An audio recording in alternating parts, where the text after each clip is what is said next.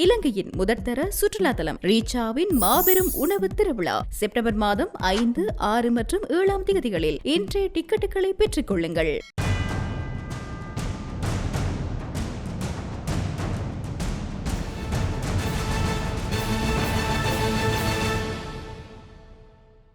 வணக்கம். இது ஐபிசி தமிழின் பத்திரிகை கண்ணோட்டம். இன்று 25/8/2025 திங்கட்கிழமை. இன்றைய தினமும் தமிழர் தாயகத்தினுடைய யாழ்ப்பாணத்தில் இருந்து வெளியாகக்கூடிய உதயன், வலம்புரி, யாழ் தினக்குரல் மற்றும் ஈழநாடு பத்திரிகைகளை பார்க்க போகிறோம். அந்த வகையில் உதயன் பத்திரிகையினுடைய பிரதான தலைப்புச் செய்தியாக வெளியாக இருக்கிறது. ரணில் விக்ரமசிங்கவை போன்று வடக்கிலும் சில அரசியல்வாதிகளின் வாழ்வில் விரைவில் வசந்தம் வீசும், சட்டத்தின் முன் அனைவரும் சமம், கடற்தொழில் அமைச்சர் சந்திரசேகர் தெரிவிப்பு என்ற செய்தி வெளியாக இருக்கிறது.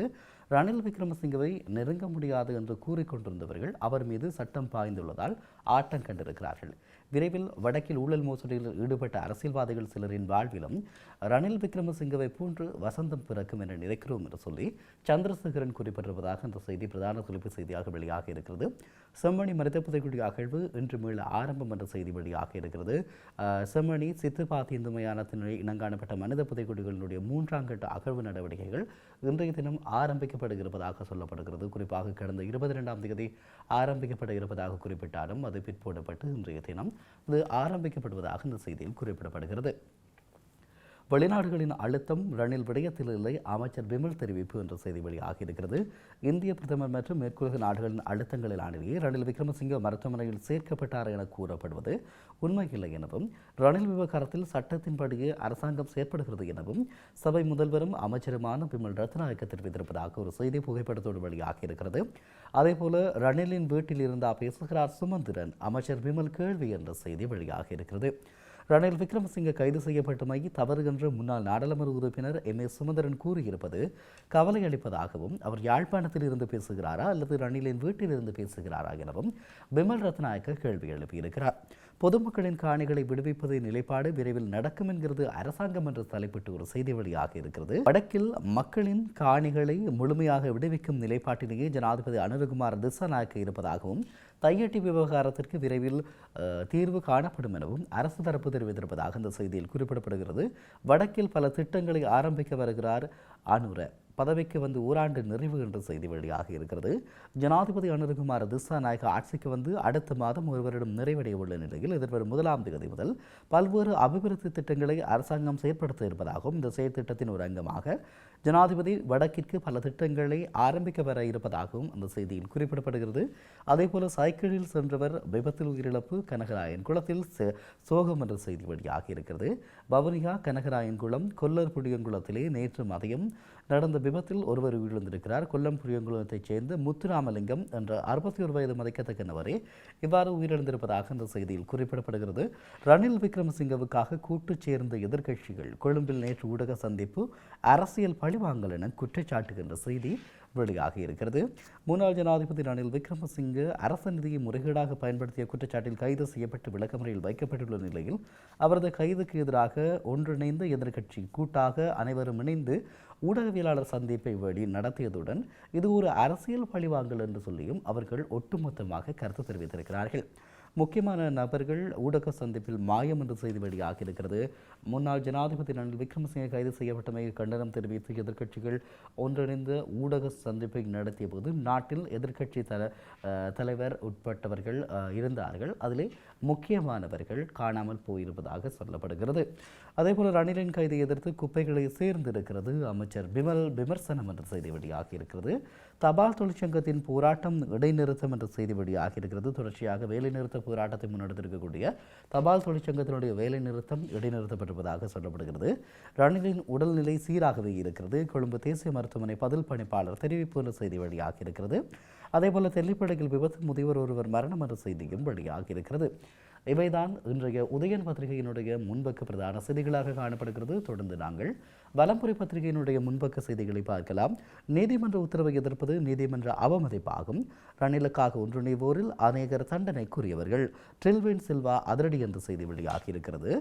முன்னாள் ஜனாதிபதி ரணில் விக்ரமசிங்கவுக்கு ஆதரவாக கைகோத்திருக்கக்கூடிய எதிர்க்கட்சிகள் தான் கடந்த காலங்களில் ரணிலை சிறைக்கு அனுப்பினால்தான் உறக்கம் பெறும் என்றார்கள். நீதிமன்றத்தின் உத்தரவுக்கு அமைவாகவே ரணில் வெல்கமரியில் வைக்கப்பட்டுள்ளார். நீதிமன்றின் உத்தரவை சவாலுக்குட்படுத்தி போராட்டத்தில் ஈடுபட்டால் அது நீதிமன்ற அவமதிப்பாகும் என மக்கள் விடுதலை முன்னணியின் பொதுச் செயலாளர் ட்ரில்வின் சில்வா தெரிவித்திருப்பதாக இந்த செய்தியில் குறிப்பிடப்படுகிறது. நிறைவுக்கு வந்தது தபால் தொழிற்சங்க பணிப்புறக்கணிப்பு என்ற செய்தி வெளியாக இருக்கிறது. ஐநாவில் புதிய தீர்மானம், அதே பழைய சித்தாந்தத்தில் இலங்கை என்ற செய்தி கட்டங்கிட்டப்பட்ட செய்தியாக வெளியாக இருக்கிறது. ரணிலின் கைதை எதிர்க்கும் தலைவர்கள் என்ற செய்தி வெளியாக இருக்கிறது. குறிப்பாக இலங்கையில் இருக்கக்கூடிய அரசியல் கட்சிகளினுடைய பல கட்சிகளினுடைய தலைவர்கள் ரணிலினுடைய கைதை எதிர்ப்பதாக இந்த செய்தியில் குறிப்பிடப்படுகிறது. அரியாலையில் காணாமல் போன சகலரையும் 7ஆம் இராணுவ படையை கைது செய்தது சம்பத் எனும் சோமரத்ன ராஜபக்ச தெரிவித்திருப்பதாக இந்த செய்தியில் குறிப்பிடப்படுகிறது. யாழ்ப்பாணம் அரியாலையில் சம்பத் எனும் பெயரில் குறிப்பிடப்பட்ட காலம் பணியாற்றி இருக்கக்கூடிய 1996ஆம் ஆண்டில் அரியாலா பிரதேசத்தில் காணாமல் போன சகல நபர்களும் 7வது இராணுவ காலாட்படை தலைமையகத்தின் உயர் அதிகாரிகளினாலேயே கைது செய்யப்பட்டனர் என்பதை நான் அறிவேன். அதிகாரிகள் யார் என்பதையும் 1996 யாழ்ப்பாணத்தில் இடம்பெற்ற சகல குற்றங்கள் பற்றியும் வெளிப்படுத்துவேன் என கிருஷாந்தி குமாரசுவாமி படுகொலை வழக்கினுடைய பிரதான சூத்திரதாரியாக இருக்கக்கூடிய லான்ஸ் கேப்ரல் சோமரத்ன ராஜபக்ச குறிப்பிட்டிருப்பதாக இந்த செய்தியில் குறிப்பிடப்படுகிறது. தொல்லியூர் துர்க்கைக்கு இன்று கொடியேற்றம். தெல்லிப்பளை ஸ்ரீ துர்க்கை அம்மன் தேவஸ்தானத்துடைய வருடாந்த மகோற்சவம் இன்று காலை 10 மணிக்கு கொடியேற்றத்துடன் ஆரம்பமாக இருப்பதாக இந்த செய்தியில் குறிப்பிடப்படுகிறது. ஹெரோயினுடன் சுன்னாகத்தில் ஒருவர் கைது என்ற செய்தி வெளியாக இருக்கிறது. நேற்றிரவு சுன்னாகம் பகுதியில் ஹெரோயினுடன் சந்தேக நபர் ஒருவர் கைது செய்யப்பட்டிருக்கிறார். குறித்த நபரிடம் 2 கிராம் ஹெரோயின் தனது காரில் வைத்திருந்த வேளை கைது செய்யப்பட்டிருப்பதாக அந்த செய்தி குறிப்பிடப்படுகிறது. அதேபோல யாழ் நூலக எரிப்பு, கருப்பு ஜூலை பட்லந்த படுகொலை உள்ளிட்ட முக்கிய சம்பவங்களுடன் தொடர்புடைய ரணிலே கைதானார். யாழில் அமைச்சர் பிமல் தெரிவிப்பு என்ற செய்தி வெளியாக இருக்கிறது. ரணிலுக்கு விசேட பாதுகாப்பு என்ற செய்தியும் வெளியாக இருக்கிறது. கொழும்பு தேசிய வைத்தியசாலையில் சிகிச்சை பெற்று வரக்கூடிய ரணில் விக்ரமசிங்கவிற்கு விசேடமான பாதுகாப்புகள் வழங்கப்பட்டிருப்பதாகவும் 2 ஜெயிலர்கள் உட்பட 8 போலீஸ் அதிகாரிகள் அவருக்கு ஆயுதங்களோடு பாதுகாப்பு வழங்குகிறார்கள். அதேபோல வைத்தியசாலையினுடைய வளாகத்தை சுற்றி விசேட போலீஸ் குழுக்களினுடைய பாதுகாப்பு அமுல்படுத்தப்பட்டிருப்பதாகவும் சொல்லப்படுகிறது. இன்று ரணில் நாளை அலறி துடிக்கும் எதிர்க்கட்சிகள் என்று சொல்லி எதிர்க்கட்சிகளுடைய ஊடகவியலாளர் சந்திப்பு மாநாட்டு புகைப்படத்தோடு அந்த செய்தி வெளியாக இருக்கிறது. ரணில் விக்ரமசிங்க நாளைய தினம் நீதிமன்றத்தில் ஆஜராக முடியாத ஒரு நிலை காணப்படுவதாக வைத்தியசாலை வட்டாரங்கள் தெரிவிப்பதாக இந்த செய்தியில் குறிப்பிடப்படுகிறது. அவருக்கு நீர்ச்சத்து குறைபாடு காணப்படுவதாக சொல்லப்படுகிறது. சுமார் 10 மணித்தியாலங்கள் நீதிமன்ற அறையில் அவர் வெப்பமான ஒரு சூழலில் இருந்ததாகவும் அவருக்கு முறையாக நீர், உணவு என்பன கிடைக்கவில்லை என்று சொல்லியும் குறிப்பிடப்படுகிறது. ஆகவே அவருடைய உடல்நிலை சேரவில்லை என்ற செய்தி குறிப்பிடப்படுகிறது. ஸ்தம்பனி மனித புதைக்குடி அகழ்வு இன்று மீள ஆரம்பம் என்ற செய்தி வெளியாக இருக்கிறது. இவைதான் வலம்புரி பத்திரிகையினுடைய முன்பக்க பிரதான செய்திகளாக காணப்படுகிறது. தொடர்ந்து நாங்கள் யாழ் தினக்குரல் பத்திரிகையினுடைய முன்பக்க செய்தியை பார்க்கலாம். ரணிலின் கைது இலங்கையின் ஜனநாயகத்திற்கு கடும் அச்சுறுத்தல், எதிர்க்கட்சிகள் கூட்டாக கண்டனம் என்ற செய்தி வெளியாக இருக்கிறது. முன்னாள் ஜனாதிபதி ரணில் விக்ரமசிங்கனுடைய கைது இலங்கையினுடைய ஜனநாயகத்திற்கு மிகப்பெரிய அச்சுறுத்தலாக இருப்பதாக நேற்றைய தினம் கொழும்பில் கூடியிருக்கக்கூடிய எதிர்க்கட்சிகள் தங்களுடைய கருத்துக்களாக பகிர்ந்திருப்பதாக இந்த செய்தி வெளியாக இருக்கிறது. தகவல்களை பெறுவதற்கு ராஜபக்சவை சந்தித்த OMP அதிகாரிகள் என்ற செய்தி வெளியாக இருக்கிறது. குறிப்பாக கிருஷாந்தி குமாரசுவாமி படுகொலை வழக்கில் மேல் நீதிமன்றத்தினால் பிரதான குற்றவாளியாக பெயரிடப்பட்டு மரண தண்டனை விதிக்கப்பட்ட லான்ஸ் கேப்ரல் சோமரத்ன ராஜபக்சவை கடந்த வாரம் சிறைச்சாலையில் சந்தித்த காணாமல் போனோர் பற்றிய அலுவலகத்தின் பிரதிநிதிகள் அவர் வெளிப்படுத்த இருப்பதாக அறிவித்த விடயங்கள் தொடர்பில் கேட்டறிந்து கொண்டதாக இந்த செய்தியில் குறிப்பிடப்படுகிறது. அதேபோல வீட்டுக்கூரையிலிருந்து விழுந்த இளைஞர் பலி என்ற செய்தி வெளியாக இருக்கிறது. வீட்டினுடைய கூரையை சரி செய்வதற்காக ஏறு இளைஞர் ஒருவர் கூரை உடைந்து விழுந்ததில் படுகாயமடைந்த நிலையில் சிகிச்சை பலனின்றி உயிரிழந்திருப்பதாக இந்த செய்தியில் குறிப்பிடப்படுகிறது. அதேபோல வடக்கு மக்களின் காணிகள் முழுமையாக விடுவிக்கப்படும் அமைச்சர் சந்திரசேகரன் உறுதி என்ற செய்தி வெளியாக இருக்கிறது. ரணில் மீது சட்டம் பாய்ந்ததால் ஆட்டங்கண்ட ராஜபக்சர்கள் என்று சொல்லி சந்திரசேகரன் குறிப்பிட்டிருக்கக்கூடிய அதே செய்தி கட்டங்கட்டப்பட்ட செய்தியாக வெளியாக இருக்கிறது. ரணிலின் கைது தவறு, சுமந்திரன் கருத்து வருத்தமளிக்கிறது என அமைச்சர் பிமல் ரத்நாயக குறிப்பிட்டிருப்பதாக இந்த செய்தியில் குறிப்பிடப்படுகிறது. ரணிலுக்கு எதிரான குற்றச்சாட்டுகள் தகுதியற்றவை, முன்னாள் ஜனாதிபதி ரணில் விக்ரமசிங்கவை இலங்கை அரசு உடனடியாக விடுதலை செய்ய வேண்டும் என எரிக் சொல்ஹெய்ம் கோரிக்கை விடுத்திருப்பதாக இந்த செய்தியில் குறிப்பிடப்படுகிறது. அதேபோல தபால் ஊழியர்கள் போராட்டம் நிறைவு என்ற செய்தி வெளியாக இருக்கிறது.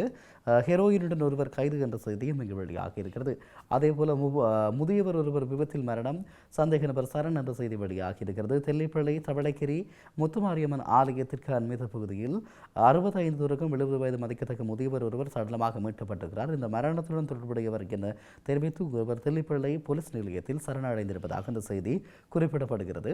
ரணில் விக்ரமசிங்க தீவிர மருத்துவ கண்காணிப்பில் இருப்பதாக ஒரு செய்தி கட்டங்கட்டப்பட்ட செய்தியாக வெளியாகி இருக்கிறது. அவர் புகைப்படம் வைத்தியசாலையில் சிகிச்சை பெறுகின்ற புகைப்படமாக பகிரப்பட்டிருக்கிறது என்பதனையும் சொல்லிக் கொள்ளலாம். இவைதான் யாழ் தினக்குரல் பத்திரிகையினுடைய இன்றைய முன்பக்க செய்திகளாக காணப்படுகிறது. தொடர்ந்து ஈழநாடு பத்திரிகையினுடைய முன்பக்க செய்திகளை பார்க்கலாம். அர்ப்பணிப்புடன் செயலாற்றி ரணிலை பாதுகாப்போம், எதிர்க்கட்சிகள் கூடி பிரதிஜை என்ற செய்தி வெளியாக இருக்கிறது. முன்னாள் ஜனாதிபதி ரணில் விக்ரமசிங்கவை பாதுகாப்பதற்கு அர்ப்பணிப்புடன் செயலாற்றுவோம் என சகல எதிர்க்கட்சிகளும் கூடி பிரதிஜை செய்திருப்பதாக அந்த செய்தியில் குறிப்பிடப்படுகிறது. அரியாலை புதைகுடி அகழ்வு இன்று முதல் ஆரம்பம் என்ற செய்தி வெளியாக இருக்கிறது. தயவு செய்து ரணிலை உடன் விடுதலை செய்ய எரிக் சொல்கையும் கோரிக்கை என்ற செய்தி வெளியாக இருக்கிறது. தபால் ஊழியர்களின் வேலை நிறுத்தம் நிறைவு என்ற செய்தியும் கட்டங்கட்டப்பட்ட செய்தியாக வெளியாக இருக்கிறது.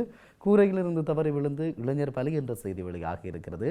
இராணுவ முகாம்களை அகற்றுமாறு பருத்தித்துறையில் இன்று போராட்டம் என்ற செய்தி வெளியாக இருக்கிறது.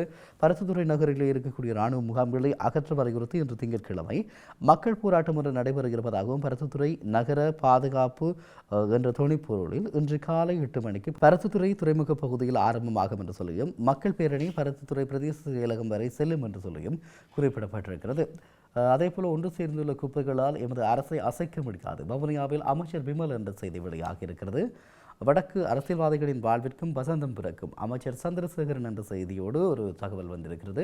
மருத்துவர்கள் இன்று பணிப்புறக்கணிப்பு என்ற செய்தி வெளியாக இருக்கிறது. நாடு முழுவதும் இன்று திங்கட்கிழமை காலை 8 மணி முதல் மருத்துவர்கள் பணிப்புறக்கணிப்பு போராட்டத்தில் ஈடுபட இருப்பதாகவும் மருத்துவர்களின் இடமாற்ற செயல்முறை தொடர்பான பிரச்சனைகள் உட்பட பல கோரிக்கைகளை முன்வைத்து இந்த பணிப்புறக்கணிப்பு இடம்பெற இருப்பதாகவும் இந்த செய்தியில் குறிப்பிடப்படுகிறது.